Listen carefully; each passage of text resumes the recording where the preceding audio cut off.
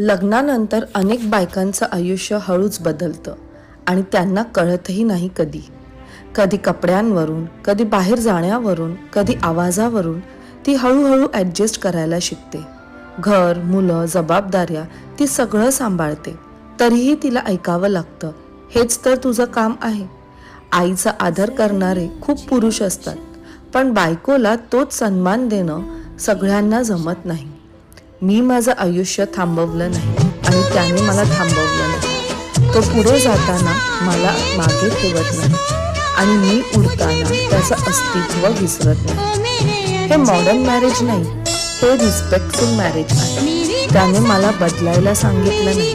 तो म्हणाला, जशी आहेस तशीच राहा. स्त्रीला मर्यादेत ठेवणं संस्कार नाही, तिला पंख देणं खरी मर्दांगी आहे. बायको म्हणजे घर चालवणारी नाही, ती आयुष्य चालवणार